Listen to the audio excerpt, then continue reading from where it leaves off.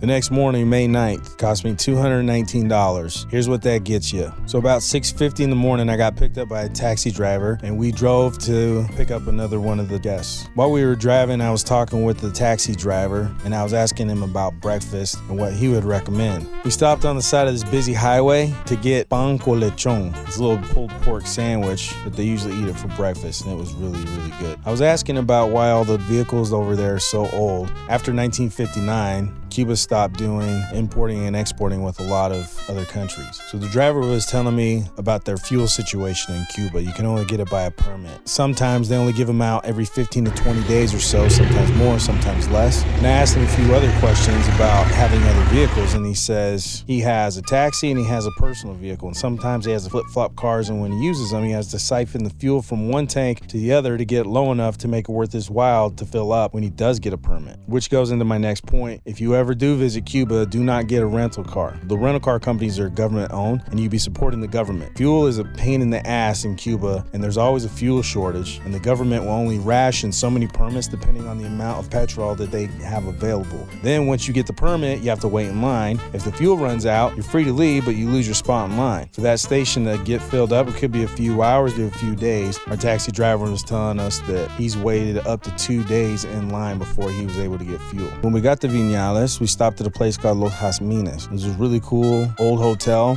that overlooked the valley. We got back in the taxi and we stopped at Murales de Evolución, which is the mural of evolution. It took 4 years to make. It was about 1959. If you look closely enough, there's lines, and I thought it was the rocks, but it turns out they were all painted that way. Fidel Castro had an idea where he wanted everything from the dinosaurs forward to be depicted in this face of the mountain. After we checked that out, we walked over to a hut and they were serving drinks. I had the best pina colada of my life. It had pineapple, lime, cinnamon. It was dank as shit. We stayed there for about 45 minutes and then we drove to another part of Viñales. We stopped at Indian Cave. These caves were super dope. They were discovered in the 1930s. There's a river running through it and we got to ride a boat one side to the other. The guides in there were super cool. They've done it enough to where now they can see formations in the rocks and they'll call it out as they're passing by.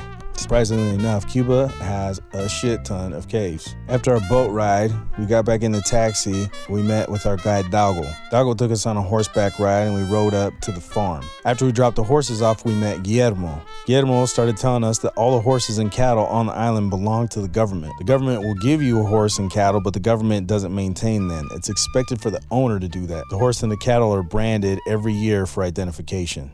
Guillermo began showing us the coffee. He told us that coffee was first imported. It doesn't grow natively in Cuba. Guillermo also told us about the honey. The bees in that valley don't grow typical hives. They dig into the ground and deposit honey in the pods rather than honeycombs. The honey is sucked out and processed, and it was damn good.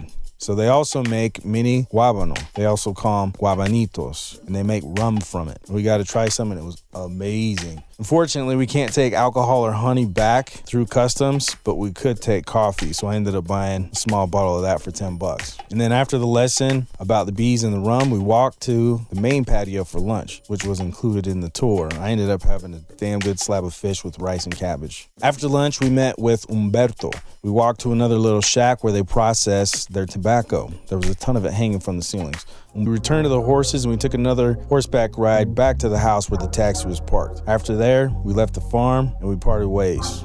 Once I got to my Airbnb, I went and got some really good food. But that time I ended up doing a lot of walking.